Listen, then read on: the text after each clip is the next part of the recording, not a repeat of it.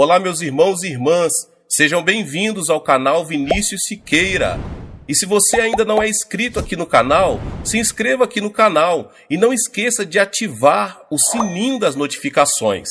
Todos os dias são postados vídeos abençoados aqui no canal, para te abençoar. Vamos a mais uma palavra do Senhor. Billy Graham, quando o Espírito Santo veio. Escrevi este capítulo sentado na varanda de casa. Era verão e fazia muito calor. Minha esposa e eu estávamos comentando sobre o vento refrescante que surgiu quando começou a escurecer. Falávamos principalmente do poder e do mistério do vento. É interessante notar que nas Escrituras, tanto no hebraico como no grego, as línguas originais, a palavra usada para o Espírito também pode ser traduzida por vento. De maneira semelhante, o Espírito Santo opera de diferentes maneiras em nossas vidas e em épocas diferentes da história. Eu já vi furacões em Texas e Oklahoma e até no meu estado natal da Carolina do Norte, quando menino. Vi o poder do vento, vi os freios a ar que usavam o vento ou o ar para parar os enormes caminhões que desciam pela rodovia. Essa mesma força pode erguer no ar um avião de dezenas de metros de comprimento. O diretor de uma pedreira de granito na Califórnia do Norte disse: "Nós suprimos o granito para a prefeitura de Nova York. Podemos erguer um bloco de granito de 3 metros de espessura a quase qualquer altura que precisemos para movê-lo. Nós usamos o ar para isso.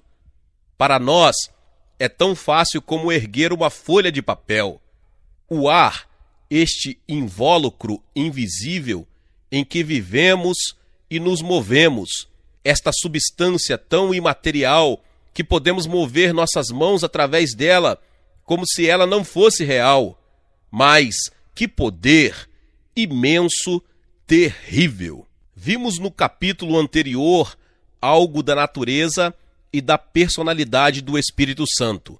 Agora procuraremos ter uma visão da sua obra distinta em cada grande época. Mas, em primeiro lugar, para termos uma visão global, temos de ver que o Deus triuno atua em cada época. Neste intento, nos deparamos com elementos de mistério que dificultam uma compreensão plena à mente humana. O Pai, o Filho e o Espírito Santo, ao mesmo tempo, 3 funções diferentes, inerentes a cada um. Por exemplo, nem o Pai nem o Espírito Santo morreram na cruz do Calvário. Foi Deus Filho. Temos de entender esses fatos, especialmente quando pensamos nesta época e como Deus age hoje. Estudando a Bíblia, constatamos que o Antigo Testamento enfatiza principalmente a atuação de Deus Pai. Os Evangelhos enfatizam a obra de Deus Filho, e do dia de Pentecostes até nossos dias, a ênfase é na atuação de Deus Espírito Santo. Ao mesmo tempo, a Bíblia nos diz que Deus Espírito Santo já agia desde o princípio e através de toda a história. Por isso, iniciaremos nosso estudo da obra do Espírito Santo, examinando rapidamente sua atividade nas épocas antes de Pentecostes, antes de nos concentrarmos no seu ministério singular daquele dia em diante. A atuação do Espírito desde a criação até Belém. No capítulo anterior, analisamos alguns versículos que mostram como o Espírito Santo estava atuando na criação. De acordo com Gênesis 1:2, a terra era sem forma e vazia, havia trevas sobre a face do abismo. Logo em seguida, lemos que o Espírito de Deus pairava por sobre as águas. Algumas versões trazem mover-se, mas a palavra hebraica é estar sobre, assim como uma galinha fica sobre seus ovos para chocá-los e trazer nova vida ao mundo. Da mesma forma, o Espírito Santo pairou sobre a criação original de Deus para encher seu vazio com as várias formas de vida, de onde resultou o relato de Gênesis 1 e 2. Assim, desde o princípio, o Espírito Santo estava ativo na criação, junto com o Pai e o Filho. Quando Deus formou o homem do pó da terra, Gênesis 2:7, o Espírito Santo estava presente. Podemos assim concluir indiretamente de Jó 33:4, o Espírito de Deus me fez, e o sopro do Todo-Poderoso me dá vida. Um jogo de palavras aqui mostra como o Espírito de Deus e a nossa respiração estão intimamente relacionados. Em hebraico, tanto o Espírito como o sopro são a mesma palavra. Também lemos em Gênesis 2:7 que o Senhor Deus lhe soprou nas narinas o fôlego de vida e o homem passou a ser alma vivente. Embora a palavra fôlego não seja aqui a mesma que significa espírito, fica claro, de acordo com essa passagem, que o homem deve sua vida a Deus. E o sopro de Deus, que deu partida no homem para sua peregrinação terrena, foi de fato o Espírito Santo, como Jó 33:4 deixa claro. O Salmo 104:30 nos leva um passo adiante na compreensão do papel do Espírito na criação. O Espírito não só colaborou na formação da terra e do primeiro ser humano, mas ele é sempre o Criador da vida. Envias, Deus, o teu Espírito, eles são criados, e assim renovas a face da terra. Quem são os eles que o Espírito cria? Todo o Salmo o explica, mas nos versículos 18 ao 26, vemos que estão incluídos cabras selvagens e coelhos de mato, animais selvagens como leõezinhos, o homem e tudo que vive sobre a terra ou no mar. No Antigo Testamento, uma mulher casada não conseguia ter filhos, sabendo que quem dá a vida é o Espírito, ia ao tabernáculo ou ao templo. Lá, ou ela orava ou o sacerdote pedia a Deus que abrisse o seu ventre. Bem, uma mulher assim conhecia as realidades básicas da vida, como nós também, mesmo não tendo um conhecimento específico do processo de gestação como nós temos hoje. Mesmo para nós, ainda é um mistério da natureza que um espermatozoide possa penetrar num óvulo e iniciar uma nova vida. Essa é simplesmente uma maneira médica ou biológica para descrever o toque da mão de Deus na criação de uma nova vida. Ana é uma ilustração clássica para isso. Ela foi para o tabernáculo para orar por um filho. O sumo sacerdote Eli, a princípio, pensou que ela estivesse bêbada, mas ela lhe disse que era uma mulher atribulada que tinha derramado seu coração diante do Senhor. Eli respondeu: vai-te em paz, e o Deus de Israel te conceda a petição que lhe fizeste. 1 Samuel 1,17. Mais tarde, ela deu à luz ao profeta Samuel. Apesar de o Espírito não ser mencionado na história, a nossa compreensão das suas funções, de acordo com o Salmo 104:30 e Jó 33:4, nos mostra que cabia ao Espírito de Deus conceder vida, e diz ainda mais que devemos nossa criação ao Espírito. Ele também renova a face da terra. Deus alimenta o que cria. Os crentes do Antigo Testamento tinham a convicção, e com razão, de que Deus tinha algo a ver com plantação e colheita. Uma boa colheita era atribuída a ele. Fazes crescer a relva para os animais e as plantas para o serviço do homem, de sorte que da terra tire o seu pão. Salmo 104:14. Em Deuteronômio 28, são relacionadas as condições para a bênção ou maldição da terra prometida. Se Israel obedecesse a Deus, tinha a promessa: bendito o fruto do teu ventre e o fruto da tua terra, e o Senhor te dará abundância no fruto do teu solo. Deuteronômio 28, 4 e 11. A festa das primícias que Israel comemorava reconhecia formalmente que Deus era responsável pela abundância. Hoje, curvando nossas cabeças à mesa para agradecer a Deus pelos alimentos, continuamos reconhecendo Deus como aquele que nos sustenta.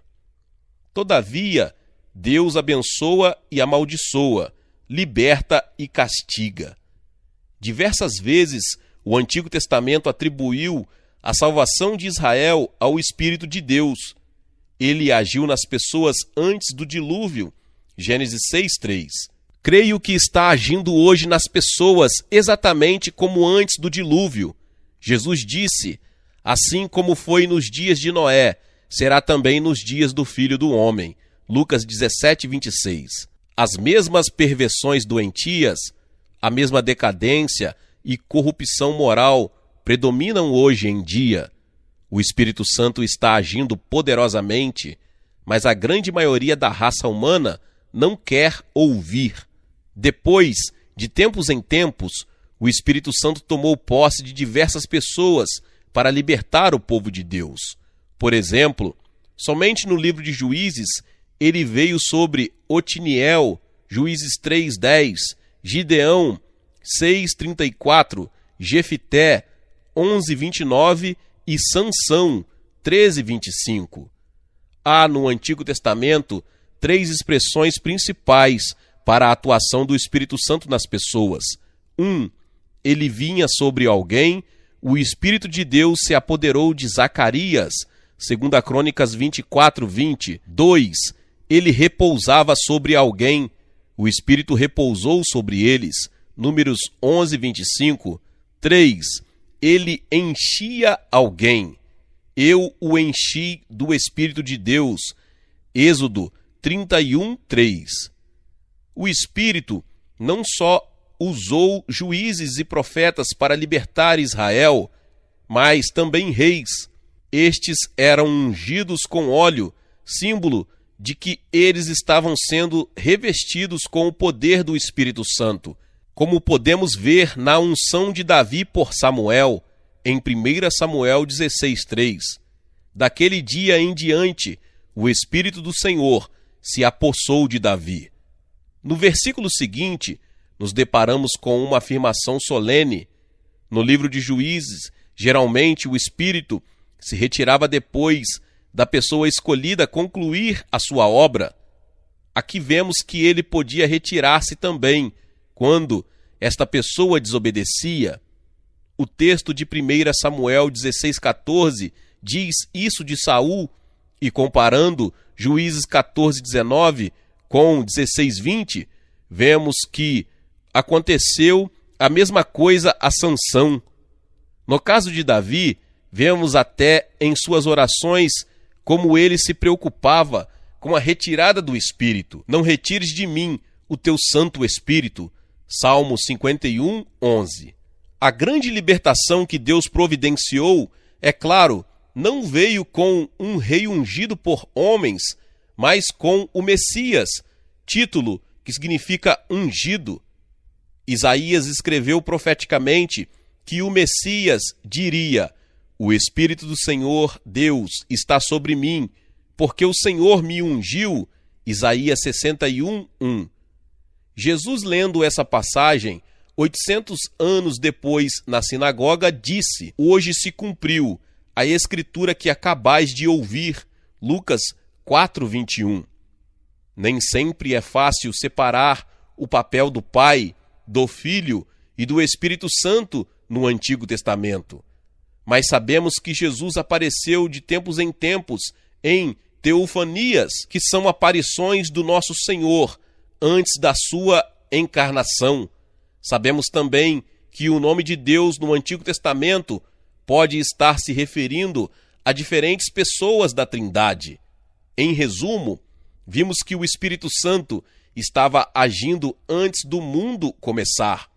Depois, ele renovava e alimentava a sua criação. Estava ativo em todo o Antigo Testamento, tanto na natureza como no meio do seu povo, seguindo-o e libertando-o através de juízes, profetas, reis e outras pessoas. E falou daquele dia em que viria o ungido. A atuação do Espírito de Belém a Pentecostes. Durante o período de tempo abrangido pelos 4 evangelhos, a atuação do Espírito Santo estava centralizada na pessoa de Jesus Cristo. O homem-Deus foi concebido, Lucas 1,35, batizado, João 1,32 e 33, guiado, Lucas 4,1, ungido, Lucas 4,18, Atos 10,38, e revestido com poder, Mateus 12, 27 e 28. Ofereceu a si mesmo como expiação pelo pecado, Hebreus 9, 14. Foi ressuscitado, Romanos 8, 11, e deu mandamentos por intermédio do Espírito, Atos 1, 2.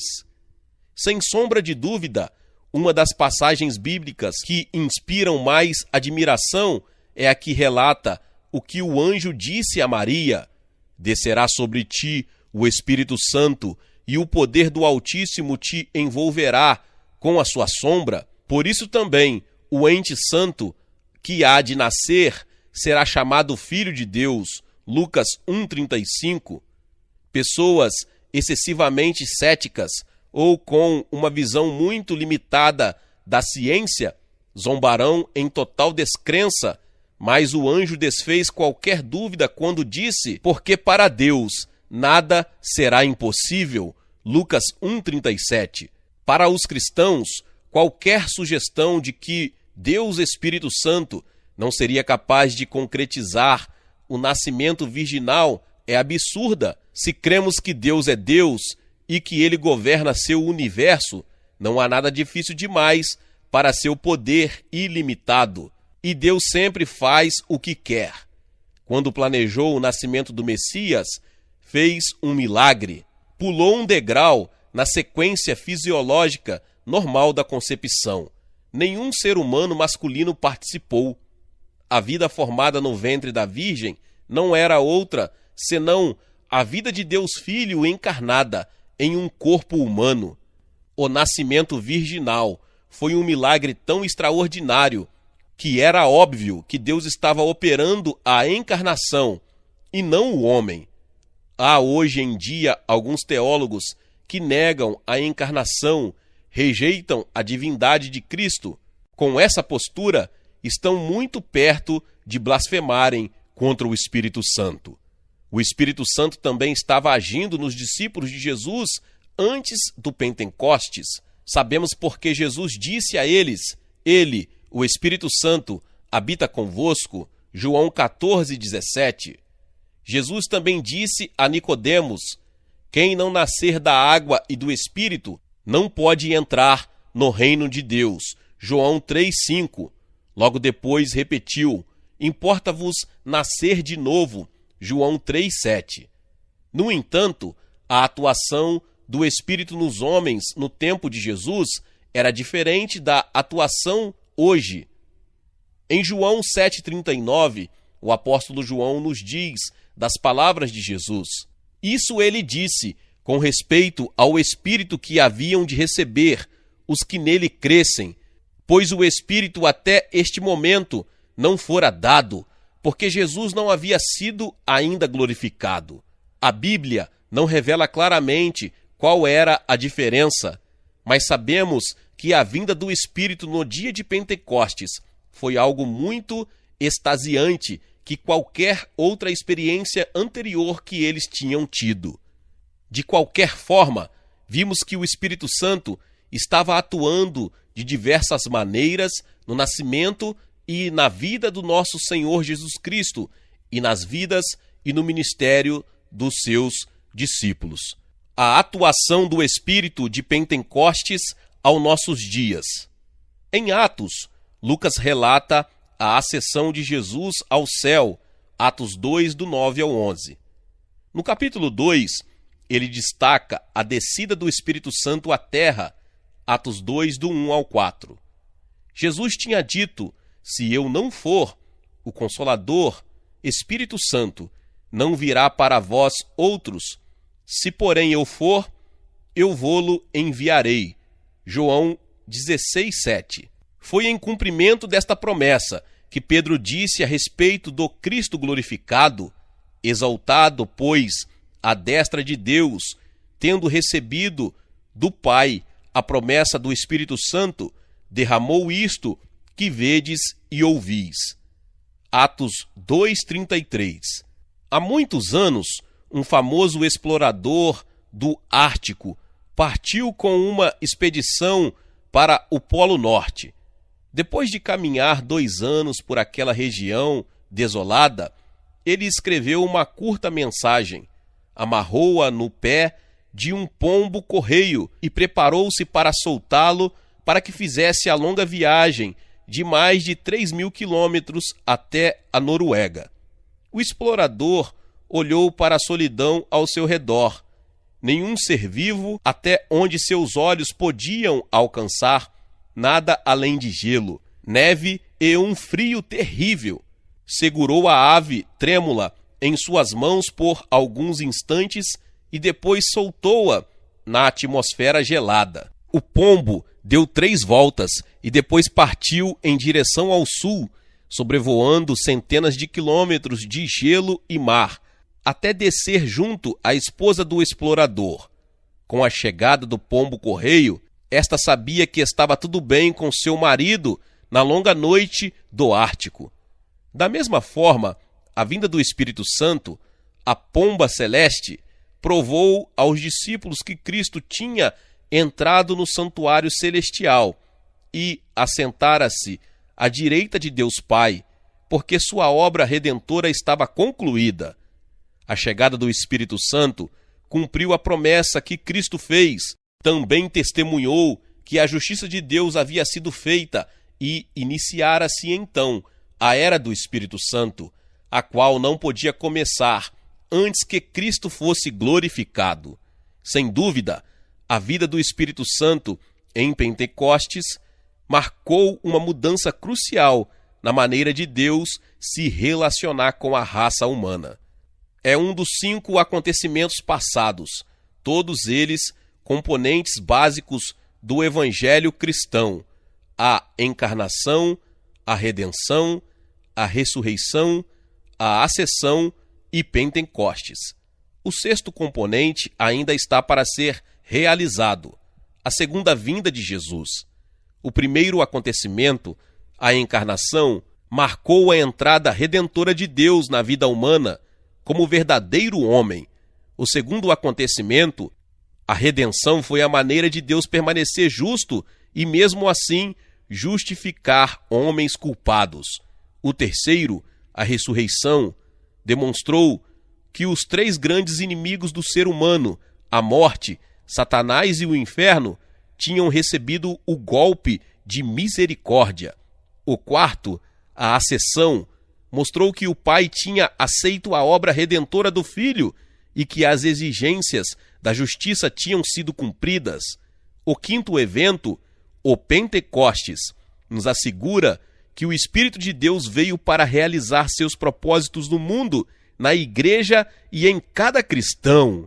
O calendário judaico estava orientado em diversas festas durante o ano. As 3 mais importantes eram aquelas nas quais todos do sexo masculino deveriam comparecer perante o Senhor, Deuteronômio 16:16. Estas 3 festas eram a Páscoa, a festa dos tabernáculos e Pentecostes. A festa da Páscoa comemorava o dia em que os israelitas foram libertados milagrosamente de um longo período de escravidão no Egito.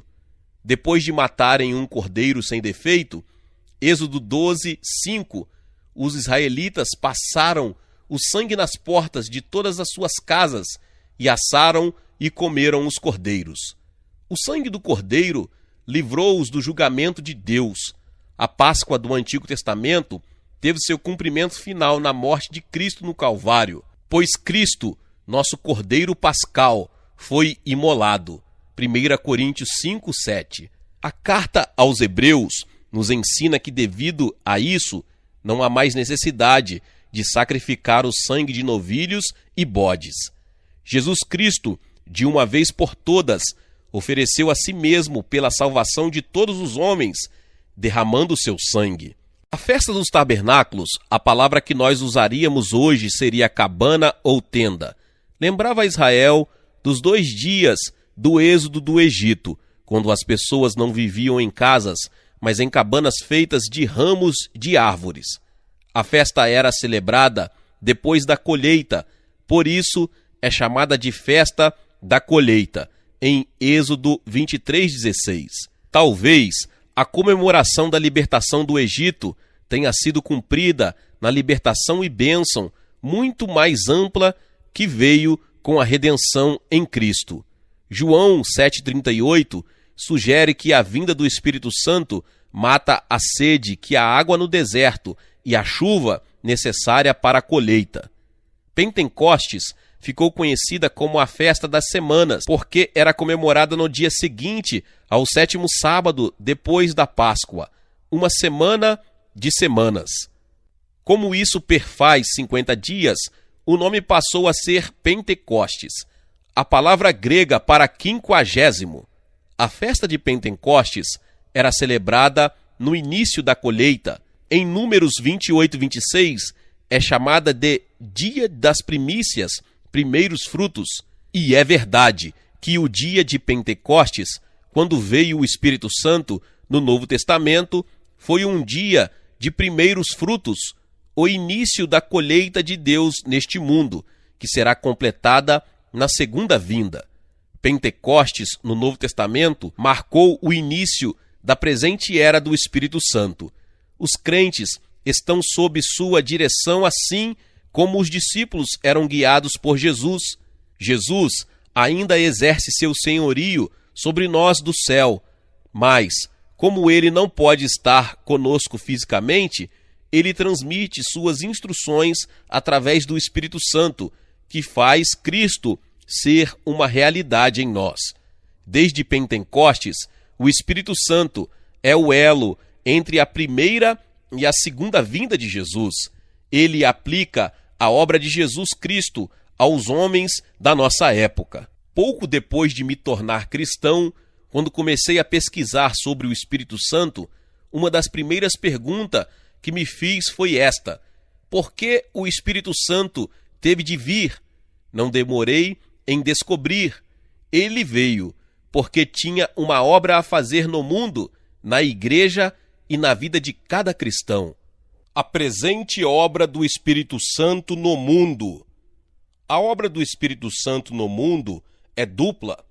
Em primeiro lugar, ele veio para convencê-lo do pecado, da justiça e do juízo. João 16, do 7 ao 11. A Bíblia ensina, todos nós sabemos de experiência própria, que todos pecaram e estão afastados da presença gloriosa de Deus. Romanos 3:23. Um pecador não pode herdar a vida eterna. Todos que nasceram neste mundo revivem a queda de Adão. Todos nascem com a semente do pecado dentro de si e, ao chegarem à idade responsável, não tarda a ser culpados de multidão de pecados. A diferença entre pecado e pecados. O pecado é a raiz, os pecados são os frutos.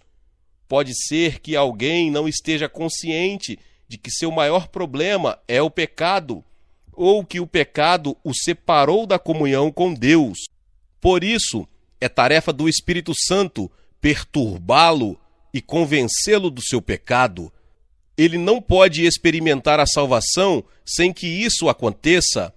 Nas concentrações das nossas cruzadas, tenho visto pessoas erguerem seu punho para mim enquanto eu pregava. Eles não estavam hostilizando a mim tenho certeza, mas o Espírito Santo os tinha convencido. Muitas vezes, essas pessoas depois vinham para aceitar a Cristo. O Espírito Santo não só convence do pecado, ele também convence a pessoa de que Jesus é a justiça de Deus. Ele mostra aos pecadores que Jesus é o caminho, a verdade e a vida, e que ninguém vem ao Pai a não ser por ele.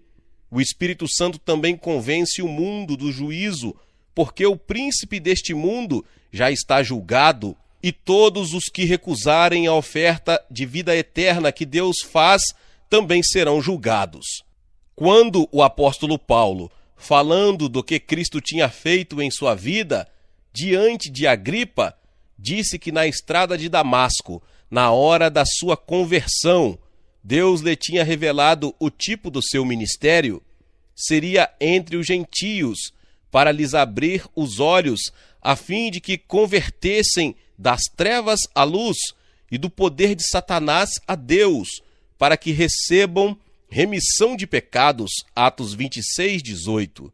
No momento em que Jesus morreu na cruz, Satanás sofreu uma derrota catastrófica.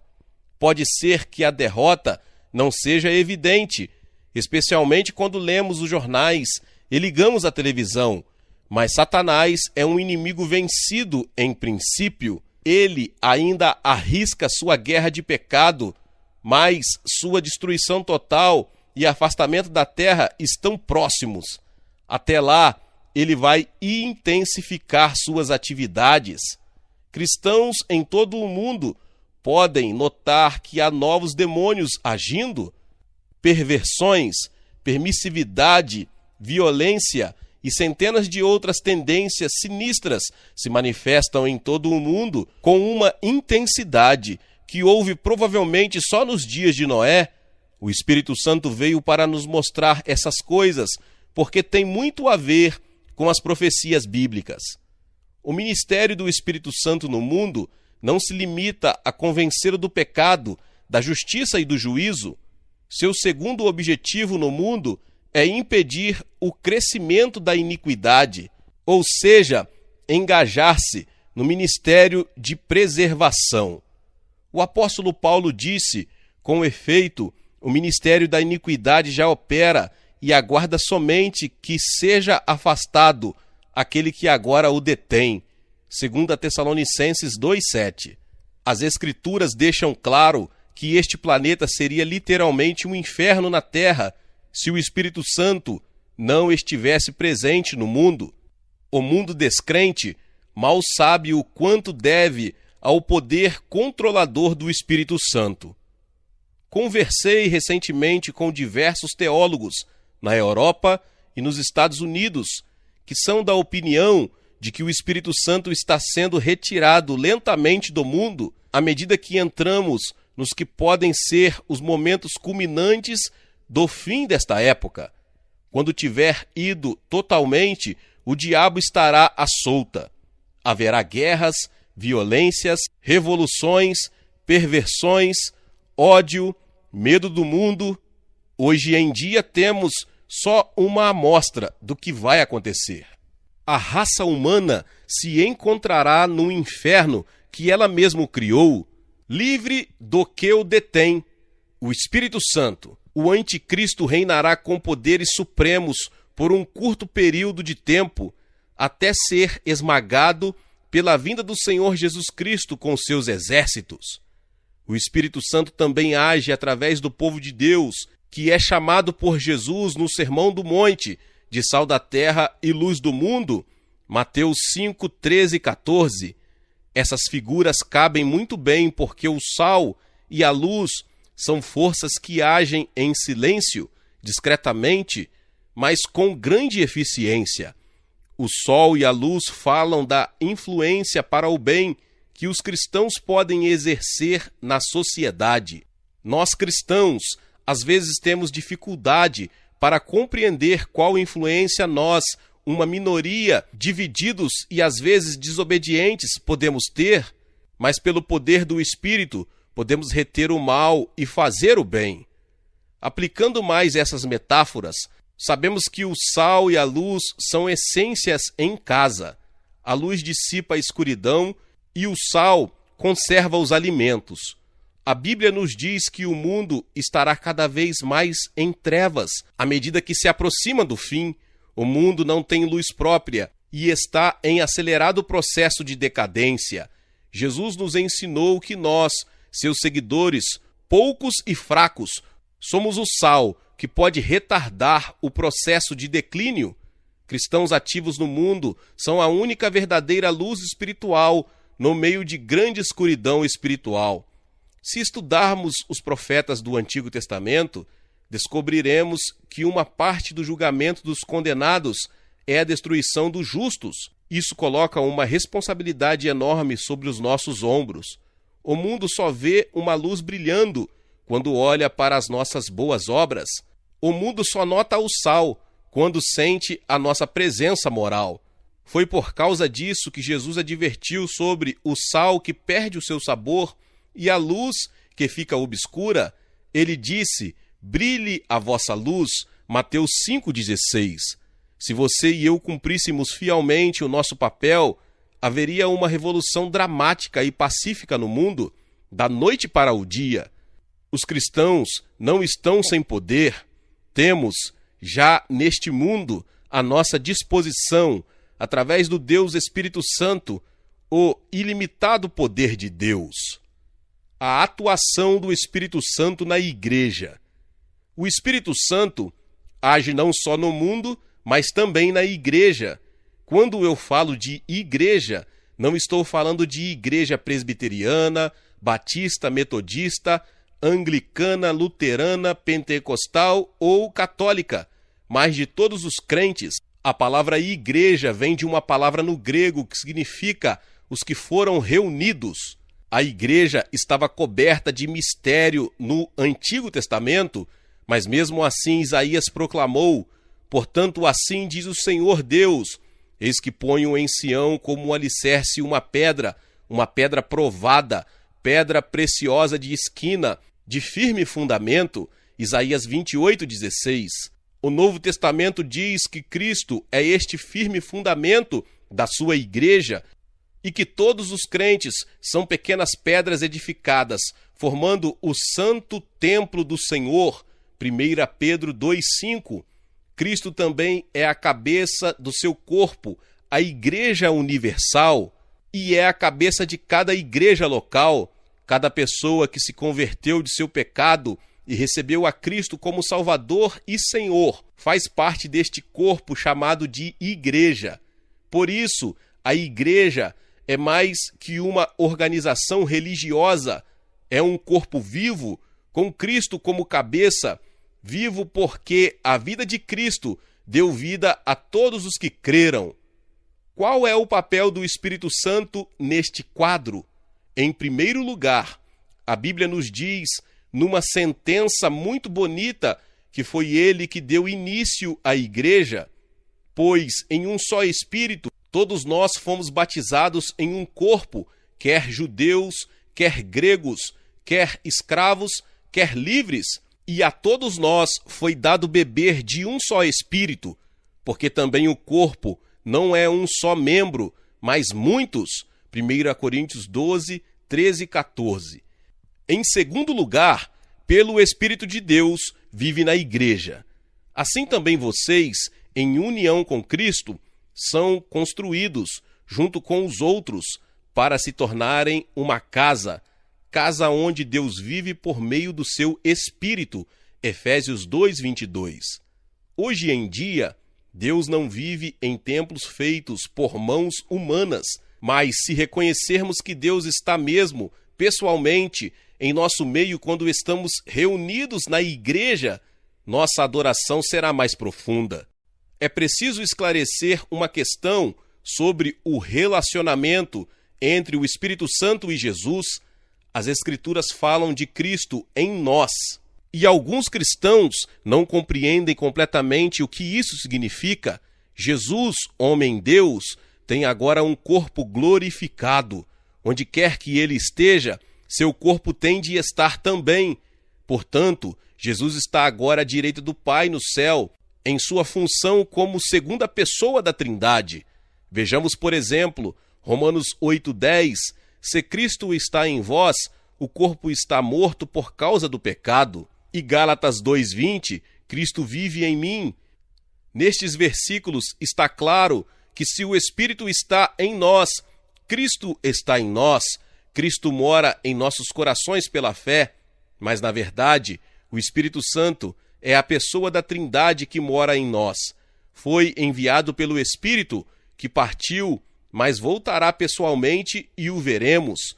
Os crentes são de fato a casa onde mora o Espírito. Mas, infelizmente, muitas vezes lhe falta o fruto do Espírito. Precisam ser avivados, receber nova vida. Quem me fez ver isso com toda a clareza foi o bispo Festo Kivengeri, em um artigo sobre avivamentos de grande alcance que percorreram a África Oriental, disse: quero contar-lhes da gloriosa atuação do Espírito Santo, trazendo vida nova a uma igreja morta. Podem chamá-lo de reavivamento, regeneração ou o que quiserem. O Senhor Jesus, ressurreto em poder, começou, através do poder do Espírito Santo, a visitar uma igreja que estava dispersa como ossos. Isso pode soar surpreendentemente para alguns de vocês, mas vocês podem ser evangélicos e secos mesmo assim. E então veio Jesus Cristo. O grande poder que nos atraiu veio pela simples apresentação do Novo Testamento, e o Espírito Santo tirou homens e mulheres do seu isolamento e nos trouxe para o centro, a cruz. O tema do reavivamento na África Oriental foi a cruz, e nós precisávamos dela. O Espírito Santo arrancou homens e mulheres do seu isolamento e nos transformou sob o olhar penetrante do amor de Deus. Pecados eram pecados e os corações foram quebrantados.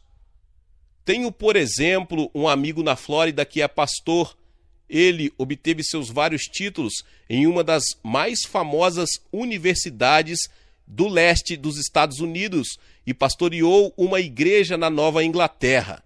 Devido a seu vasto conhecimento acadêmico, se tornou quase um agnóstico, apesar de ainda restar um pouco de fé lá no íntimo do seu coração. Ele me disse que viu sua igreja diminuir cada vez mais. Não havia autoridade ou poder em seu ministério. Depois de uma série de acontecimentos, ele aceitou a Bíblia como a infalível palavra de Deus e começou a viver e a pregar com poder. O fruto do Espírito se mostrou em sua vida e o poder em seu ministério. Sua igreja voltou à vida. As pessoas vinham de todos os lugares para ouvi-lo pregar. Em terceiro lugar, o Espírito Santo concede dons às pessoas específicas na igreja para o aperfeiçoamento dos santos, para o desempenho do seu serviço, para a edificação do corpo de Cristo. Efésios 4:12. Estudaremos esses dons mais adiante. Por enquanto, é suficiente dizer que o Espírito Santo dá a cada cristão um dom no momento em que recebe a Cristo. Nenhum cristão pode dizer: eu não tenho nenhum dom. Cada um tem pelo menos um dom do Espírito. Uma das deficiências das igrejas de nossos dias é não reconhecer, desenvolver e usar os dons que Deus deu às pessoas que fazem parte do corpo de Cristo, a igreja. Tenho um amigo que é pastor na costa ocidental dos Estados Unidos.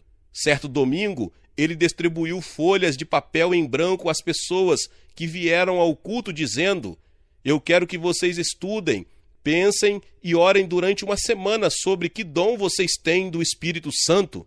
Escrevam-no nesta folha e devolvam-no domingo que vem. No domingo seguinte foram recolhidas 400 folhas de papel. Em algumas estava escrito só um dom, em outras só 2 ou 3, e em algumas estava escrito que não tinham certeza sobre qual seria o seu dom. Mas o resultado foi que toda a congregação foi posta a refletir. Todos os dons foram sendo colocados em prática. A igreja começou a crescer e os membros foram revitalizados espiritualmente. Até aquele dia, os membros estavam esperando que o pastor tivesse todos os dons e fizesse todo o trabalho. Eles eram simples espectadores. Agora, haviam compreendido que eles tinham tanta responsabilidade de usar os dons como o pastor tinha de usar os dele.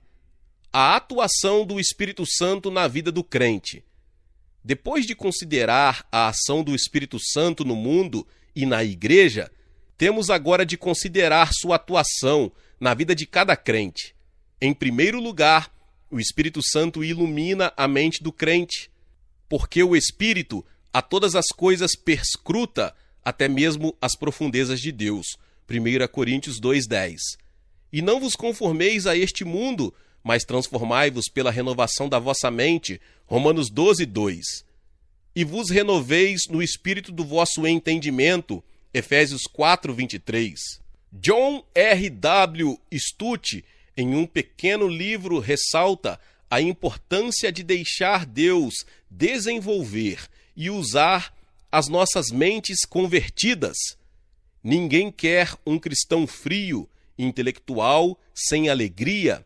Isso, porém, significa que devemos evitar o intelectualismo a todo custo? Que os céus não permitam que conhecimento sem zelo substituam zelo sem conhecimento. Ambos fazem parte do propósito de Deus. Zelo dirigido pelo conhecimento, conhecimento animado pelo zelo.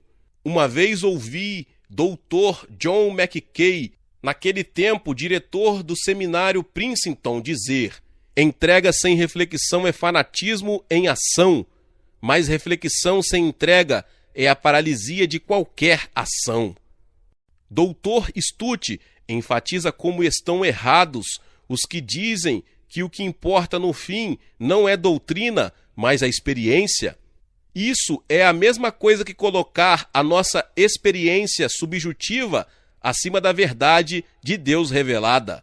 É tarefa do Espírito Santo tirar o véu que Satanás pôs sobre as nossas mentes e eliminá-las para que possamos entender as coisas de Deus. Ele faz isso especialmente quando lemos a palavra de Deus, que o Espírito Santo inspirou. Em segundo lugar, o Espírito Santo, além de iluminar a mente do cristão, também mora em seu corpo. Vocês não sabem que o corpo é o templo do Espírito Santo que vive em vocês e foi dado por Deus? Vocês não pertencem a vocês mesmos.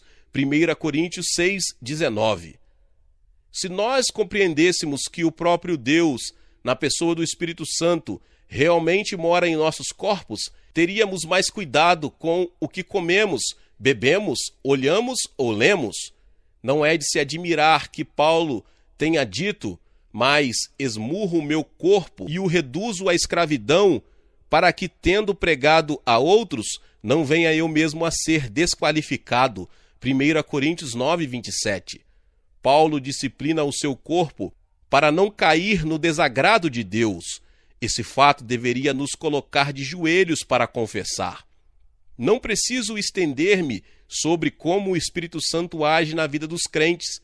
Por exemplo, ele os conforta, Atos 9:31, os guia, João 16:13, os santifica, Romanos 15:16, diz aos seus servos o que devem pregar, 1 Coríntios 2:13, diz aos missionários para onde devem ir, Atos 13:2, os ajuda em suas fraquezas, Romanos 8:26, e até diz aos crentes onde eles não devem ir, Atos 16:6 e 7. Resumindo em poucas palavras, a atuação do Espírito Santo entre os homens nos 3 períodos da história humana pode ser definida com 3 palavras: sobre, com e em. No Antigo Testamento, ele veio sobre algumas pessoas à sua escolha, permanecendo por um tempo determinado, Juízes 14:19. Os evangelhos mostram como ele mora com os discípulos, na pessoa de Cristo, João 14:17. Do 2º capítulo de Atos em diante, a Bíblia diz que ele está com o povo de Deus, 1 Coríntios 6:19. Meus irmãos e irmãs, Deus abençoe a vida de cada um que chegou até aqui. Que palavra tremenda, abençoada. Glória a Deus. E se você ainda não é inscrito aqui no canal, se inscreva aqui no canal e ative o sininho das notificações. Todos os dias são postados vídeos abençoados aqui no canal para te abençoar. Deixe também o seu like e não se esqueça de compartilhar esta palavra com mais pessoas. Nos vemos nos próximos vídeos. Amém!